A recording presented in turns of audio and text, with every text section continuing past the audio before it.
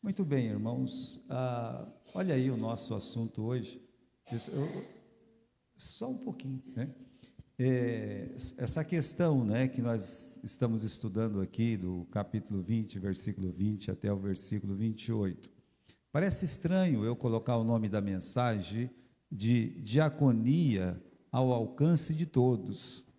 Mesmo porque na nossa igreja, nem diácono oficializado a gente tem, né? Se a gente reparar, nem isso a gente tem.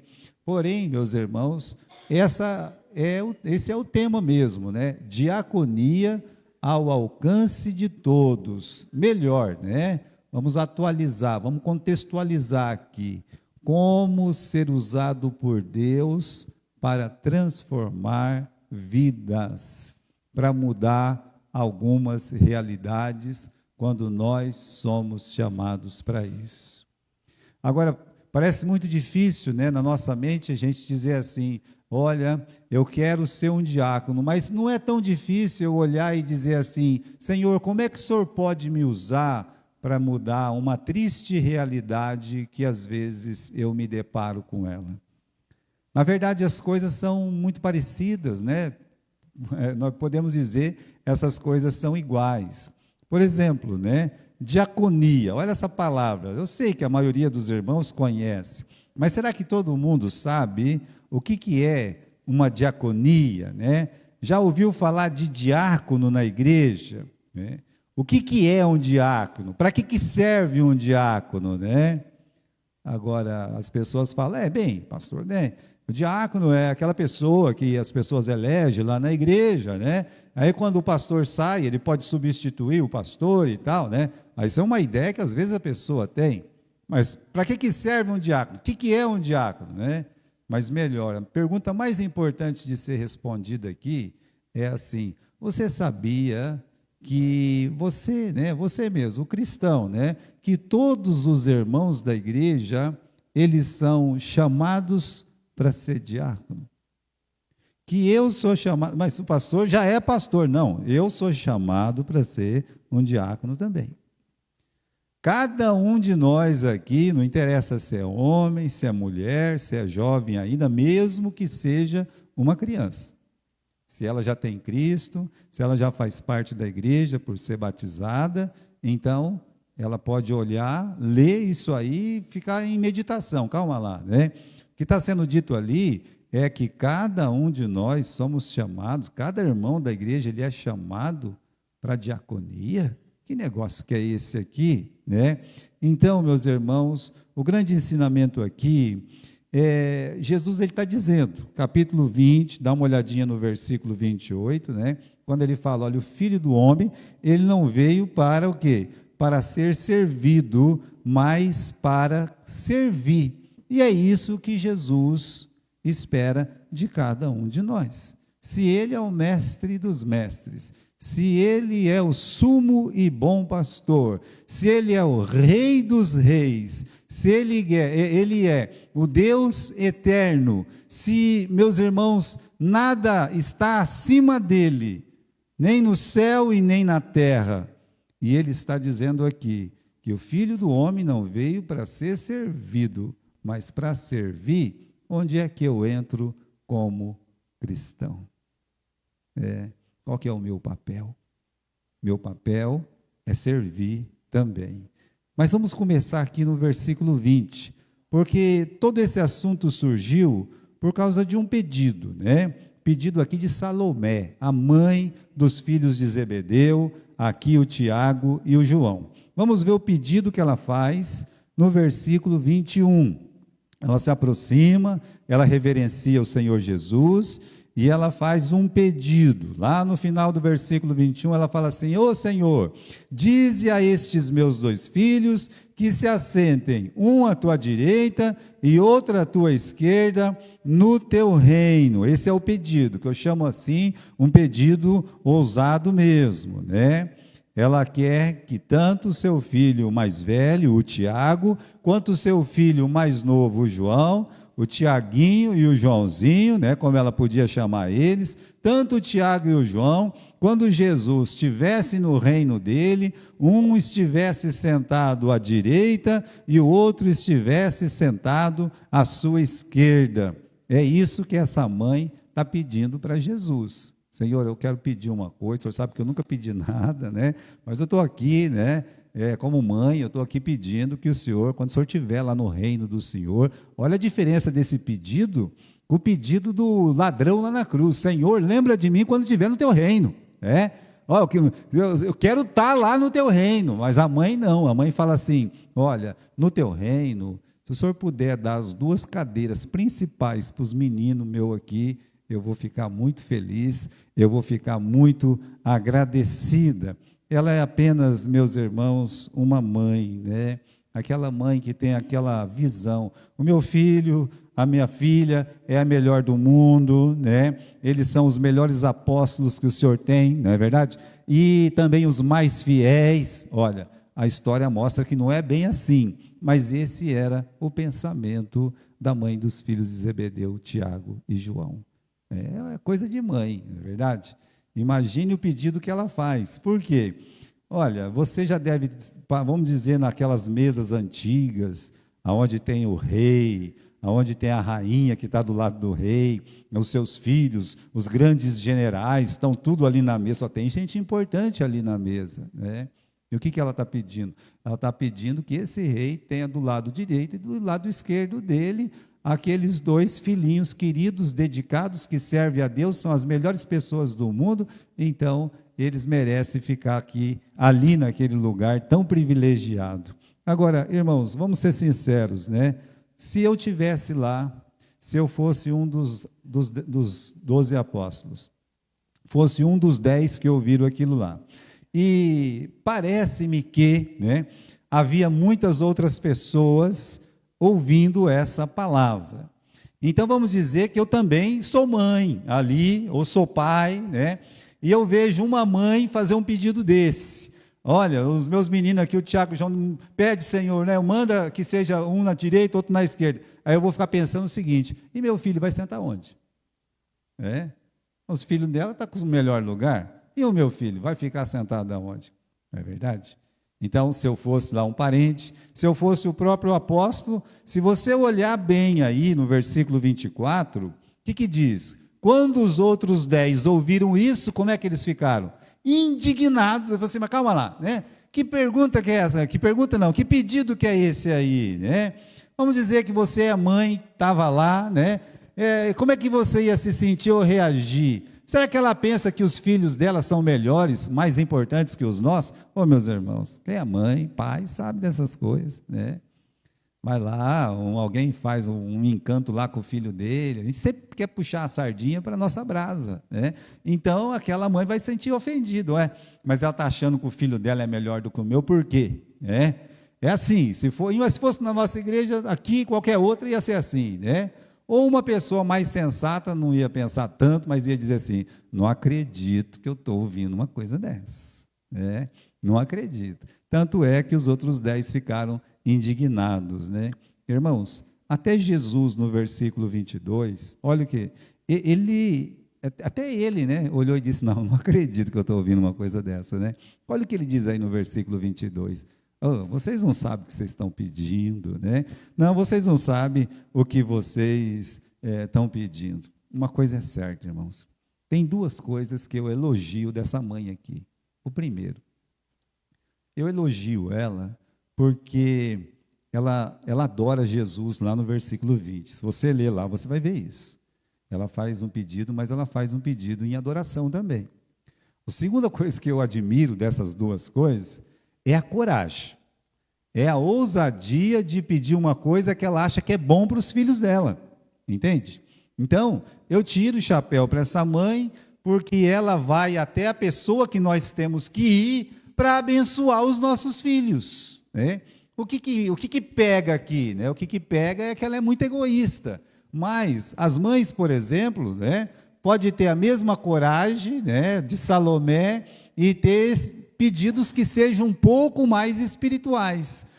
por exemplo, né, chegar para Deus e dizer assim: Senhor, né, cuida dos meus meninos, livra eles de todo o mal, né? Você pode até pedir: Senhor, abençoa os meus meninos lá no trabalho deles, na escola deles, né? Não, pode pedir, né? Fortifica eles nos caminhos do Senhor, capacite os meus filhos, dê sabedoria para os meus filhos, para eles usarem os dons que eles têm na sua casa, Senhor, na sua igreja.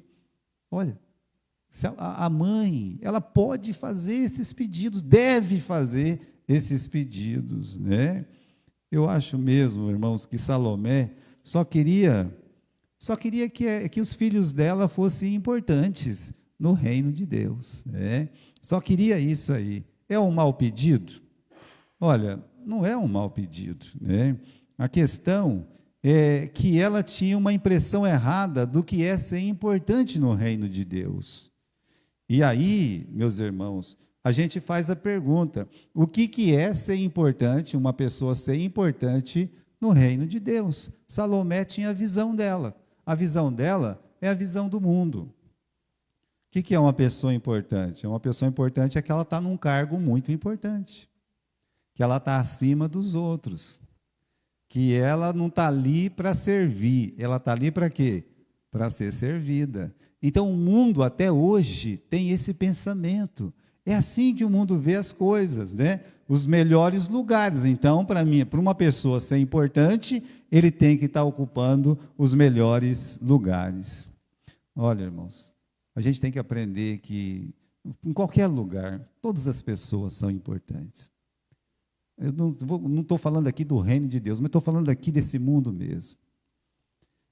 Olha, quando eu estava lá em Ourinhos, teve uma explosão numa petroleira, né, uma daquelas torres de petróleo aqui no Brasil, e muitas pessoas morreram, né, naquela petroleira lá, né, e aquela torre explodiu e pronto, foi um desastre danado.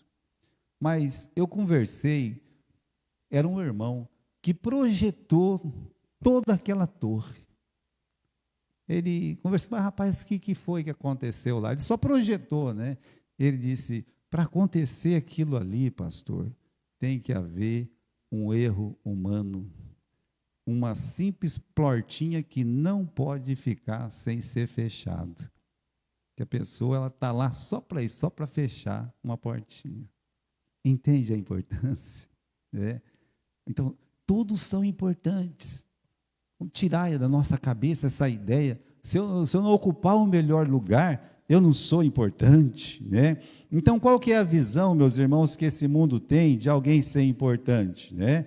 Olha para o cargo que ela está, olha para as vestes, né? Para as suas insígnias, é aquela ostentação, aquela vaidade, aquele orgulho, é aquela coisa toda, coisa do homem mesmo. Então, só de você olhar a pessoa assim no carro dela, na casa, essa pessoa, ela é importante. Essa é a visão do mundo. O mundo vê as coisas assim.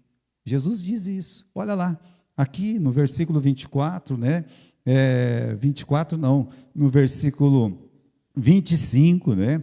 Então Jesus, chamando para junto de si, disse: vocês sabem que pelos príncipes dos gentios são estes dominados, e que os grandes exercem autoridades sobre eles. Olha a palavra que Jesus usa, olha, dominam sobre eles. Quem que é importante? Aquele que domina, que manda, que é servido. Então Jesus está dizendo: no mundo é assim que funciona entre os gentios. Olha, nós temos aquela visão da pirâmide egípcia, né? Pode colocar aqui, que aí você pode ter uma ideia como é que funciona, né?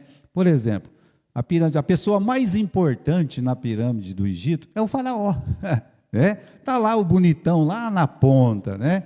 Depois vem os nobres, a família do faraó, os nobres, né? O parente do faraó, e aí os sacerdotes, né? Aqueles que estavam lá segurando os pergaminhos, e depois os soldados, né? Os soldados também eram muito importantes, estava lá a terceira classe mais importante, né? Depois os escribas, lá, né, estão aqui dirigindo as coisas, né? Depois os comerciantes, e lá os artesãos, tadinho, trabalhando, fazendo uma roupa, fazendo um sapato, e lá pelo fim, aqueles os camponeses e os escravos lá embaixo, lá não tinha valor nenhum, não é verdade? Esse é o mundo vê as coisas desse jeito. Às vezes, tristemente, às vezes essa é a visão que a gente tem de igreja também. Quem é importante na igreja, quem que não é importante na igreja, quem pode alguma coisa na igreja, quem não pode alguma coisa na igreja. Então, que tipo de visão a gente tem? Quem é importante realmente no reino de Deus? Como é que você qualifica essa importância no reino de Deus? Quem é, quem não é, né? Então, Jesus, ele percebeu que aquela mãe, ela tinha essa visão. Olha, Senhor, eu queria que os meus filhos fossem importantes no seu reino, então um tem que sentar na tua direita, o outro tem que sentar na sua esquerda. Essa era a visão do mundo, ela só passa a visão que ela tem do mundo, mas não é a visão, meus irmãos, do nosso Senhor. Aí a gente chega nesse ponto, né? Vamos lá. Aqui Jesus ele inverte essa lógica humana, né, sobre ser o mais importante. Lembra que nós lemos aqui no versículo 25, né? Olha, os chamados, versículo 25, né? Jesus chamando-os para junto de si, disse: bem sabeis que pelos príncipes dos gentios são estes dominados e que os grandes exercem autoridade sobre eles. Então, autoridade, grandeza, domínio, isso é o que é mais importante para o mundo. Olha o versículo 26. Não será assim entre vós. Jesus, irmãos, ele inverte, sabe, essa lógica. Inverte. Na verdade, para Jesus, quando ele olhava para os apóstolos, ele já via cada um deles como reis, como sacerdotes. Não é assim que Jesus nos vê? Não é isso que a palavra de Deus diz? Você pode olhar para o espelho e dizer assim: eu sou um rei, eu sou um sacerdote. Oxe, é uma coisa interessante, né? Você, rei, magrelo desse jeito. Mas é o que Deus disse para mim. Eu posso olhar lá, né? Uma irmã estava doando um espelho grande, agora na nossa casa lá tem um lugar lá que não cabe nem o espelho, tem um espelho, mas não tem um lugar para caber o espelho, né? Tão grande que é o espelho. Aí a gente põe lá num cantinho lá, aquelas coisas de casa da gente, né? Um bitelão lá. Você chega lá, dá para ver você todinho lá naquele espelho lá. Né? Só vê feiura. Mas você pode olhar para aquilo e dizer assim: eu sou um rei. Jesus já via eles como reis, como sacerdotes, só que ele queria que eles alcançassem esse direito real de uma maneira diferente que o mundo alcança. Como assim, pastor? Ele inverteu a pirâmide. Olha o que está escrito aí no versículo 26, né? Olha, não vai ser assim entre vós. Todo aquele que entre vós quer ser grande, você quer ser grande? Você quer sentar na minha direita, na minha esquerda? Você quer sentar lá naquele... calma, não é proibido, tá? O acesso ainda está liberado. Ele não disse que, olha, né? Eles não podem, não, ele não disse isso, tá? Ele só disse que o caminho é muito diferente do caminho desse mundo. Meus irmãos, na eternidade, muita gente, pelos quais muitos batem palma e colocam louro na cabeça, vai estar de uma forma envergonhada no reino dos céus. E muita gente que é desprezado, muita gente que é humilhado, mas ele tem servido a Deus, tem servido seus irmãos, tem servido a igreja, ele vai alcançar um lugar proeminente no reino dos céus. É o que está escrito no versículo 26. Olha o que está escrito aí, né?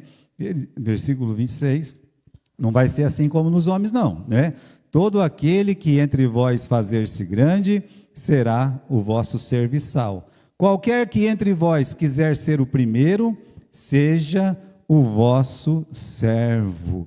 Vamos voltar para a figura da mesa agora, aí você tem aquela mesa, né? Aí você tem todos os grandes sentados na mesa ali, na mente de Jesus. Quem que é grande no reino dos céus? Aquele que ocupou aqui? Não.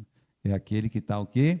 Levando o prato, levando o copo, levando a comida, aquele que está varrendo o chão, aquele que está limpando a mesa, aquele que ajuda a criança ali. É diferente. São a visão de Deus. Estava contando para os meninos hoje, na escola dominical, que é a mesma lição, de um fato, meus irmãos, que aconteceu numa das nossas igrejas, numa grande igreja nossa, né? Na época a igreja tinha mais de 1.000 pessoas, quase 2.000 pessoas, e tinha uma criança que estava, sabe, o pastor estava pregando lá na frente, né? E aí a criança grita daqui, pula ali, vira, começou até a dar estrela, sabe, né? Parecia a Laurinha quando era pequenininha, né? E aí chegou lá, meus irmãos, o pastor pregando e vendo aquilo, aquele monte de gente, um monte de irmão ali. Ninguém fazia nada. Absolutamente nada. Todo mundo vendo. A grande atração ali na hora da mensagem era a criança. Aí o pastor parou. Ele disse: será que tem alguém espiritual aqui nessa igreja que pode ajudar com essa criança? Mas vocês sabem, né? Quem senta na frente ali, só os grandes, sabe? Só os que, na época, os que cantam, os que, né? Tal. Ninguém. Aí ele olhou para uma lá, sabe? Vamos dar um nome aqui de Maria para essa pessoa, né? Maria, você é uma pessoa espiritual. Ajude essa criança. Aí ela teve que ir lá com aquela vergonha e ajudar. Mas precisava o pastor. Veja, irmãos, com que espírito nós chegamos até para o culto. Tipo, eu não vou fazer. Isso não é problema meu. Né? Não. Olha o que Jesus está dizendo. Se você quiser ser grande, você tem que servir. Eu nem quero ser grande. Na verdade, você não quer ser nada, né? Então, às vezes a pessoa olha, né? De que jeito que ela quer chegar a ser grande no reino de Deus? Então, Jesus mostrou o caminho. O caminho é esse aqui. É servir um ao outro. É estar lá, sabe? Como serviçal. A palavra que Jesus usa é serviçal. E ele usou o próprio exemplo no versículo 28, né? O Filho do Homem não veio para ser servido, mas ele veio para servir, para dar a sua vida em resgate de muitos. Então ele não usou o exemplo dos outros, ele usou o seu próprio exemplo. Olha, veja como ele inverteu aquela pirâmide, dá uma olhada, né, como é que ele inverte a pirâmide. Por quê? Porque quando você olha para a pirâmide, aqueles coitadinhos tudo lá estão carregando o faraó e o resto tudo nas costas, sabe? Se você olhar para a primeira pirâmide, né, põe a primeira pirâmide aí, Felipe, né? Pode pôr aí essa primeira pirâmide, né? O faraó não precisa servir ninguém, ele está lá em cima. É o pessoal que está carregando ele nas costas, né? Os nobres, né? Também quase ninguém, né? Os soldados também quase ninguém, e assim vai, né? Ou seja, quem está lá em cima não precisa servir ninguém. Quem é grande não precisa servir nessa pirâmide. Aí Jesus entortou a pirâmide. Colocou de ponta cabeça, né? Agora sim, pode colocar na nossa pirâmide lá, né? Aí lá embaixo, está eu, ou você. Você tem que fazer, é eu. Mas calma lá, está tudo nas minhas costas? Bem, irmãos, Jesus ele veio para servir e carregou o pecado de todos. Ele não reclamou. Você pode servir a sua família, você pode servir a sua igreja, você pode servir o reino de Deus, você pode servir as outras pessoas. Deus pode te usar para mudar a realidade. Ser um diácono sem título, o verdadeiro diácono, aquele que está aqui para servir a Deus.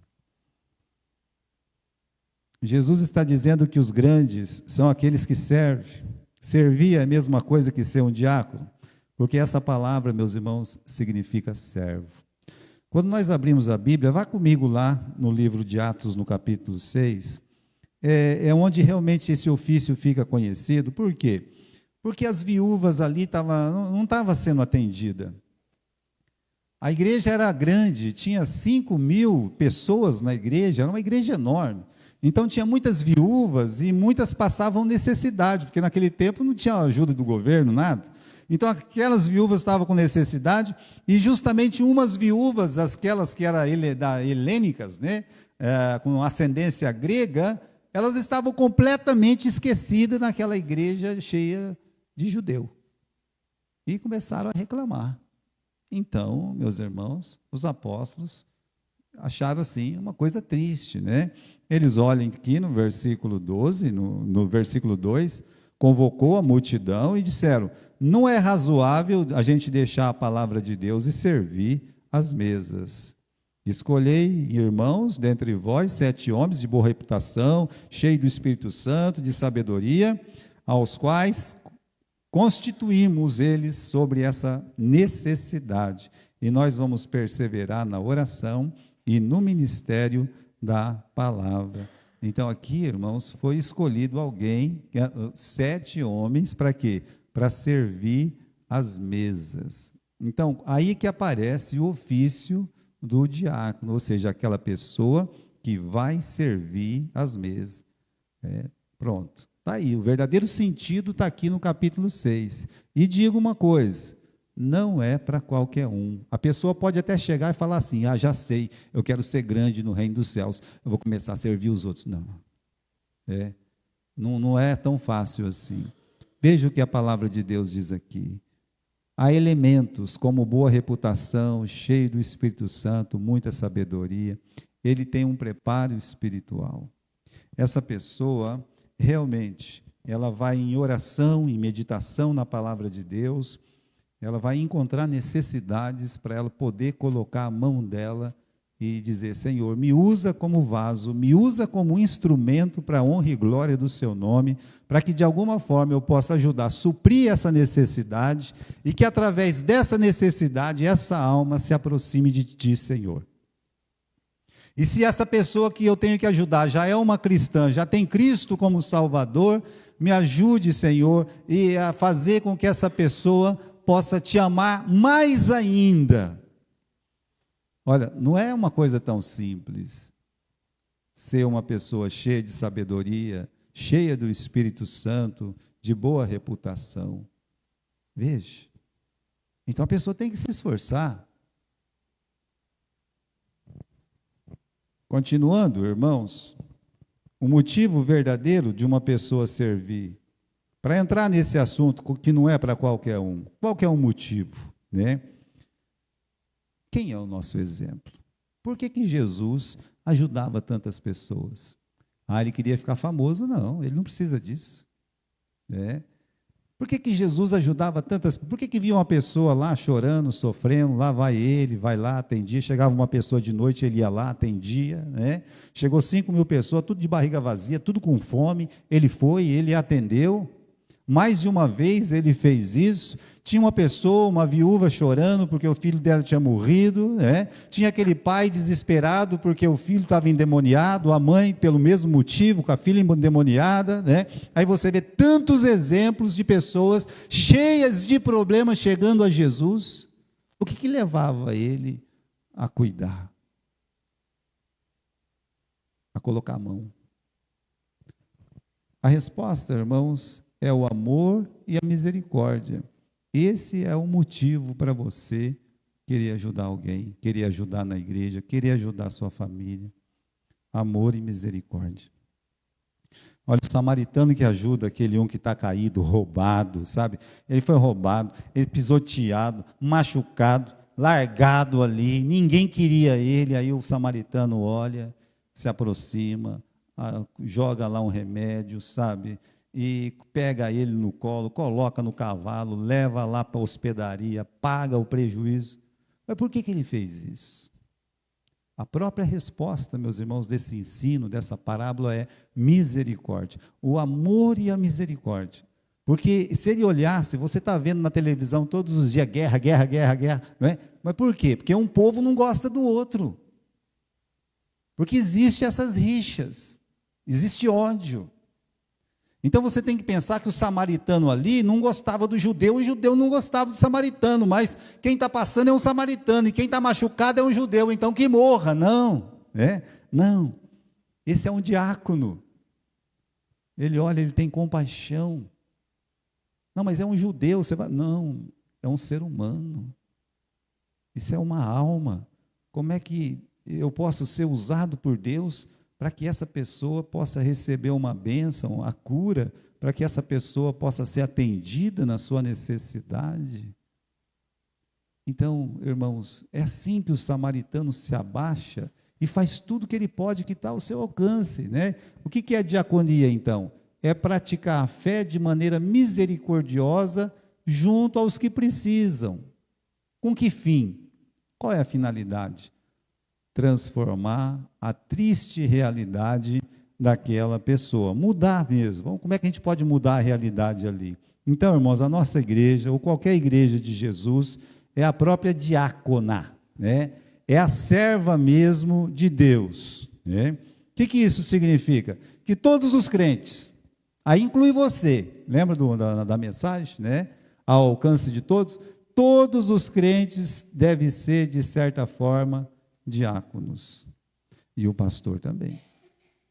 Sabe, quando Pedro, ele escreve a carta dele, olha o que Pedro escreve aqui: aos presbíteros, que são pastores, que estão entre vós, admoesto eu. Aí ele fala umas coisas, depois ele coloca aqui: apacentai o rebanho de Deus, que está entre vós, cuida dele, não por força, mas voluntariamente, não por torpe ganância, mas de ânimo pronto, não tendo domínio sobre a herança. Olha, lembra dessa palavra que aparece lá? Os príncipes deste mundo quer governar, quer dominar, né? Aqui está falando, não tendo domínio sobre a herança de Deus. Aí, mas o quê? Servindo. Aí aparece a palavra diácono. Sendo um diácono como exemplo de todos, servir. Então, irmãos, ninguém escapa, é o irmão que chegou ontem, é aquele que já está aqui desde que a igreja chegou, é o pastor, é todos. A igreja, ela é chamada para a diaconia, é a razão de ser da igreja, né? O que não falta é necessidade. E necessitado, né? Se a gente não entrar nesse mundo, irmãos, e ver a realidade que está, qual que é realmente o nosso motivo de existir como igreja nesse mundo? Se a gente vai ser só uma igrejinha, onde a gente pode levantar aqui uma torre, e eu não tenho nada contra, podia até colocar uma cruz em cima, que para mim eu não sou contra isso, né? Mas fazer um lugarzinho para um grupo de pessoas se reunir e ficar feliz. Se esse é o motivo de ser da igreja, então não é uma igreja de Jesus, porque não tem o coração de Jesus. No coração de Jesus, nos olhos de Jesus, nas mãos de Jesus, os olhos dele atendendo necessidade, coração voltado para a necessidade, e as mãos operando em prol das necessidades. Agora, a igreja é o corpo de Jesus. Então, se a gente não consegue ver uma necessidade como igreja para atender, para ir, para alcançar, e quando aparece a gente se esquiva, às vezes, irmãos, olha, eu conto isso aqui com uma vergonha. Eu era pastor de uma igreja. Aí o irmão pediu, ele estava um trabalhador, pensa num homem trabalhador. Meu pastor, eu estou precisando de uma cesta, mas um homem trabalhador. Fazia meses que a firma dele não pagava, e eu com alegria, sabe? A igreja era uma igreja de certas posses, e aí, não, vamos lá, fui lá, eu não pedi para ninguém, meus irmãos, assim, votação, sabe? Cheguei no tesoureiro, olha, vai lá, né? E tal, né? Para mim estava tudo bem, sabe? E aí, isso foi ter que relatório na igreja, tudo, né? No outro dia, cedinho, estava lá um irmão lá. A igreja não é assistência social. Acredita numa coisa dessa? Eu disse para ele, rapaz, pode deixar que eu pago isso. Eu pago. Se a igreja não é capaz de pagar, pode deixar que eu pago. Não, hoje, dessa vez vai passar. Olha, meus irmãos, se a igreja não está pronta para ser olhos, pés e mãos, coração de Jesus, ela não é corpo de Cristo, não tem jeito de ser. Então, a igreja de Cristo é a própria diácona, é a serva de Deus. Só para deixar em relato, quando os outros irmãos souberam disso, eles ficaram indignados como eu, porque era um caso só no meio de 40, 50 pessoas. Todo mundo se indignou com a atitude daquele irmão. Então, irmãos, o fim de toda diaconia é transformar realidade. 3 coisas que nós estamos ensinando na nossa classe de escola dominical. A gente tem trabalhado aí algumas semanas. Né, Pietro? É ver, julgar e agir. Essas 3 coisas. Ver o quê? Enxergar a necessidade dos que estão à nossa volta, seja na família, seja irmãos, amigos, até desconhecidos. Você conseguir enxergar a necessidade. Está visto, né? Está visto. Uma vez eu vendi um carro, o rapaz veio lá de Garça em Galha para ver meu carro, Corcel, todo velho, todo. Chegou, ele deu uma volta, nem olhou para o carro, está visto. Eu falei, mas rapaz, você nem olhou para o carro? Ele falou assim, eu disse que está visto. Aí ele comprou o carro, chegou lá, o carro quebrou. Ele falou assim, o carro quebrou. Eu falei, você não viu? Como é que você disse que está visto, né? Assim, devolve meu carro que eu te devolvo o dinheiro, né? Ele disse, não, deixa para lá, né? Eu falei, então tá bom. Da próxima vez você vê, você para ver, né? Mas olha, você tem que olhar e ver, enxergue as necessidades que estão à sua volta. Às vezes são coisas simples. Meus irmãos, por exemplo, hoje de manhã, vem uma criancinha na igreja, já vem com aquele olhinho assim, todo estremelendo assim, sabe? Ela chegou, olhou para mim, e depois nunca me abraçou. Hoje me abraçou, né? Eu já nem fico aqui na porta muito. Aí eu entendi que devia estar acontecendo alguma coisa. Ficou lá abraçadinho e tal, né? Sentei, ela sentou. Mas eu me lembrei que aconteceu uma coisa triste na família dela. Então, o que acontece? A gente está vendo uma necessidade. Às vezes é chegar e falar assim, olha, a menina estava na igreja, estava tristinha, tal. Ah, é verdade, aconteceu isso. Pronto, você pode chegar até a necessidade. São tantas. Às vezes a pessoa está triste só, precisa de alguém para conversar, e você pode ser usado por Deus. Às vezes aquele jovem, mesmo da igreja, ele está meio sem rumo, então você pode ser usado para animar, né? Quem pode animar um jovem se não um outro jovem, não é verdade? E assim vai. Ir até a necessidade é outra coisa, mas primeiro tem que ver, depois tem que julgar, né? Julgar. Pergunte a si mesmo como os problemas que elas enfrentam atrapalham as vidas dela. Imagine uma pessoa que tem um filho que está envolvido com droga. Imagine como aquele problema atrapalha a família inteira. Você pode imaginar? Eu tinha um irmão que ele bebia, já faleceu. Mas sabe, às vezes o problema dele atingia a família toda a família. E a gente se lembra disso, fala, puxa, ô Senhor, né? Aquela família está aflita, às vezes você vai lá, você vai na igreja hoje? Não, não vai dar, às vezes não dá mesmo. É tanto problema na casa dele que ele não pode nem sair da casa. Como é que a gente vai atender essa necessidade? Então, pergunte a você mesmo como os problemas que elas enfrentam atrapalham a vida dela, né? E aí meditar numa forma, como é que você vai ajudar, como é que eu posso ajudar aquela pessoa, né? Por que ela não está vindo na igreja? Não, porque ela tem uma pessoa doente em casa. Puxa, né? Então a igreja vai ter que ir até ela, eu acho. Eu acho que vou fazer uma visita lá, né? Levar a Bíblia e fazer uma oração por ela, para ela ser atendida. Entende? Isso qualquer irmão pode fazer. Qualquer pessoa pode fazer isso por um amigo, por um conhecido. aproximar a igreja daquela necessidade. Pronto.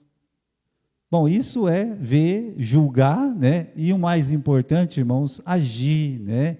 Agir, como agir? Comece orando, né? Pelo necessitado. E outra coisa, Senhor, abençoa. Não, ore por ele e ore por você. Você tem que aprender a orar por você. Senhor, olha, eu nem tenho condição de ajudar eu mesmo, mas como é que eu vou ajudar outra pessoa, né? Então, você ore pela pessoa, mas ore por você. Fala, Senhor, me dá coragem, me dá força, me dá ânimo, né, para ir, para atender aquela pessoa, Senhor, porque se depender de mim, eu não vou não, né? Você já orou para você? Ai, Senhor, eu tenho até mais vontade de ajudar na igreja, mas assim, eu não tenho coragem, né? Já orou para você? Quantas vezes?